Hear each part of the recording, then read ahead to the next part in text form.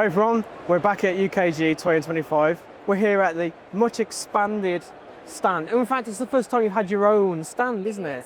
Yeah, last year we were. Time. Yeah, we were sort of perched on the end of Laser Edge Gaming last time because Mike did all the woodwork for us. So yeah, it was nice. So yeah, Ludus Vulpes, Phil and Kirsty, our good friends here, and yeah, with our own stand. And you've got so many games to show this year. So Overgrowth, which is behind me. Yeah, it is. We've already seen that. We saw that last year. Yeah. But you've got so many things to show this year. Where do you want to start? So I'm going to take you to where I've been spending my life over the Games Expo, which is over in Forest Folk, which is just over here. So if you wander over, drawn over here. so actually we have some beautiful artwork from Forest Folk as well, which is absolutely fantastic. And we're really privileged this year to have the artists with us for Forest Folk. So Catherine Davis, who does the art for Forest Folk, she's been helping us and supporting us on the stall. She's been talking all things artwork and also signing copies of everything. So it's signing artwork, she's signing games, she's making us sign the game. She is making us sign the game. Marketing guru. So Forest Folk, we actually launched Forest Folk at Tabletop Scotland last year. We did. And it was a limited run. This year we got more copies, and we've also done a little expansion. So Mini expansion. It's very exciting. yeah, and we had a really nice Kickstarter with it. And we're now at a point where it's really nice to share it with people, and people have been really enjoying playing the game. And it's very much about a central tableau that you're building, and you're sharing that tableau with all the players, and you're pushing and pulling in different directions depending on the player. Yeah. And I know that you guys have played the base game, so Yes, we have. you are familiar with how the base game works. The expansion adds 4 new powers, and they just allow for extended manipulation of the forest. So we've got Twisted, Muse, Hope, and there's no fear cards out. There is no fear because I fear nothing. The fear cards. This is the beautiful fear card. There you go. So I mean, and the expansion is basically because people were like not playing the game right. So like everyone wanted to always like turn a card, and the cards are in orientation. They have to stay in orientation. So Twisted allows you to actually reorientate a card how you want. So Excellent. it was basically on a little bit of feedback from people. People hated Tangle. This guy here is evil. Tangle blocks anyone activating a power until your next turn. So we created Muse, and Muse allows you to activate a power even when you're tangled, but it's fickle. You can't guarantee the power. You flip it over and you may activate the power at the top, which in this case is Tangle. So that's like revenge Tangle. So Right. Forest Folk's been a great success. People have been really loving it, and it's been really nice to have it out here. If Kirsty takes us over to our family-friendly game. Okay, so over here we have Pete's Place. And Pete's Place, Place. all the artwork in Pete's Place is made from original collages, which Kate, who's the same artist as Forest Folk, created. So some of the pieces of art she had already created, such as the box art, and other pieces she specifically designed and created for the game. I think the fact that she got the chips in the bag looking brilliant, made out of collage. I have to say they look brilliant. This game is a fast-paced card game where you are trying to serve as many meals as you can to your customers without seagulls swooping down and stealing the food. But if a seagull does come along, you can distract it, you can stop it, or you can bounce it onto another player using a parasol. Ah, fun. So it's a fast-paced game. It's in a very slimline, small box. Intentionally, we designed it as part of Backer Kit's Pocketopia campaign. So we were designing to brief, which was small box, fun game, easy rules, easy iconography. And we believe we've nailed that. I hope. It's the first time we've designed formally to a brief, so that was quite nice. So it's kind of, we do a lot of design because you are interested in what the game mechanics might offer. And Backer Kit wanted to force a brief on us, so that was kind of like, okay, let's see what we can do. And Pete's Place was a birth of that. Am I moving on? Okay. Okay, so Karen, if you want to come with me, we'll have a look at Disappearing Act. So Disappearing Act is our second wooden game, and the idea of Disappearing Act is that you're trying to combine and remove tokens from the board. And on your turn, on Matt's turn, because I don't know if I can handle this with just one hand, Matt's going to draw 3 tokens from the bag, one at a time. 3. Yeah, one at a time. 1. Keep them in sequential order. 2, 3. Lovely. So that becomes a stack for Matt, like so. Now, when you're an advanced player like me, you can draw 3 stacks from the bag without doing them one at a time, but Kirsty always does them one at a time. I'm just saying. And what you're going to do now is place those tokens on the board. So I'm going to take this, and you can place them either way up. So I'm going to place this one here. And now, whenever you've got matching colours at the top of a stack, they must combine. It's not optional, it's a must. So these oranges match. When the stack heights are the same, I can choose which one goes which way. So I'm going to go this way. Now I've revealed another match, so okay. I have to combine that match. But this time I have to start with the one that's lowest. So that's going to come here.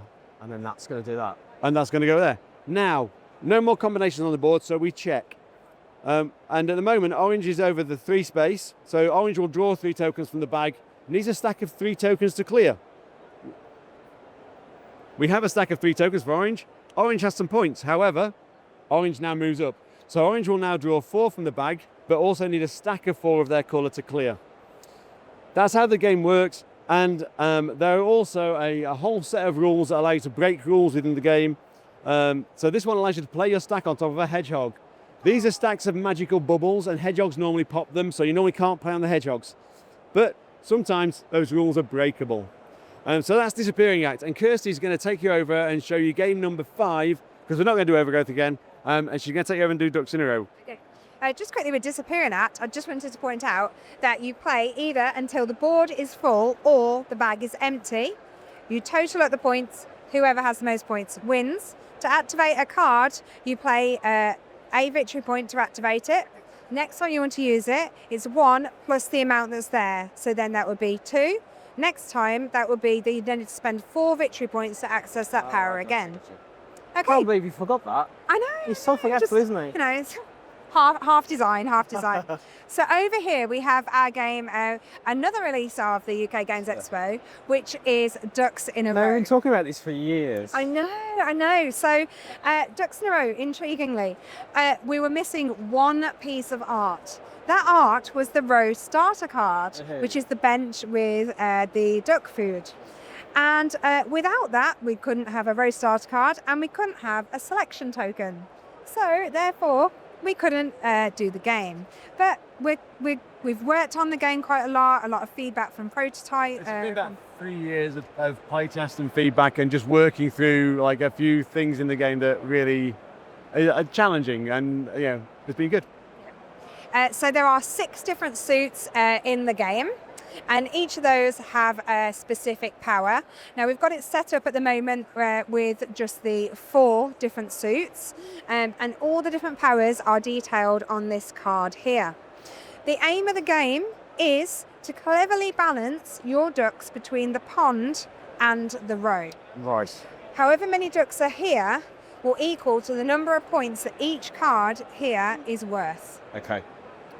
So the only thing I'd say about the game, it's a little bit more complicated than people would anticipate, and that's not a bad thing. It's perfectly fine, but it looks cute, and it's not a cute game. Like, it's a mean game. It's savage, and Ruffle those feathers. it's going to ruffle some feathers. There you go. Just like Kirsty, she looks cute. Yeah, exactly. Yeah. But behind, under the surface. Yeah. Honestly, Don't let me get hungry. I can show you the bruises. Right. So that's what I mean. We've worked really hard to get to where we are now. Oh, It's been a really nice. It's been really lovely sharing with people what we've produced, and some of the stuff we've manufactured ourselves is all manufactured in the UK. Yeah.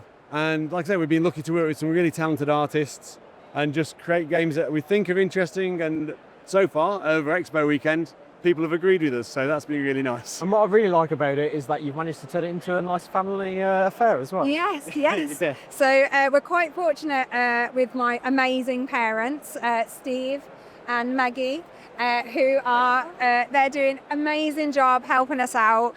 Not only are they helping us out today, but they've also massively helped. I don't drive, for anyone that doesn't know, so going to get the wood, they've driven to get me there, actually cutting and helping do the wood, because some of the tools you cannot use by a single person.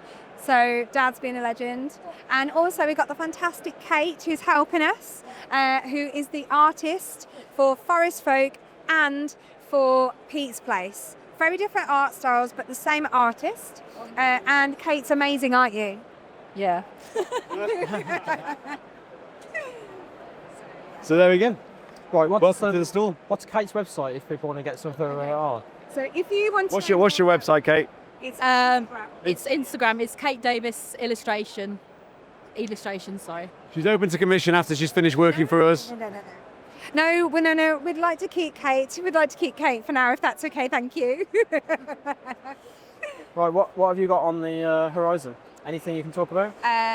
So we've got there's a game called Kindred Spirits, which we're really close to getting through final playtesting. It's not quite ready yet, although we've got most of the art in place for that. And that's a game of playing winning hands of cards. But the hands of cards are played to a board, and the hands of cards change hands as different people extend them, and you are collecting magical power in that. And at the end of the game, the person with the most power will win. Oh, okay. There are some rules to manage first before we get it out in front of people. And we're hoping to have a rock solid prototype in the next couple of months or so. I'm sorry, days. We've had the last final 2 pieces of artwork in this week.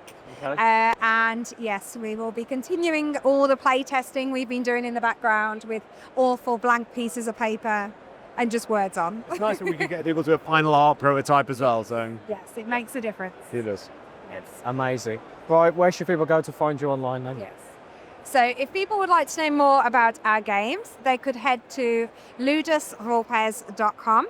So that's LUDUSVULPES.com. I'm just checking to make sure. If you want to drop us an email, play@ludusvulpes.com is the email address, and you'll find us on Facebook, Ludus Vulpes, and Instagram, and occasionally Twitter and Blue Sky if I can be bothered. Yeah. X7. Links will be down below anyway. So. Exactly. Well, we love talking to you guys, and it's always a pleasure to see you. Thank you very much for It's nice to share a game with you guys as well. So you've kept us sane at aircons in the past, so it's been quite nice. Right, thanks everyone for watching, and links down below, and we'll see you in the future. See you all. Bye. Bye.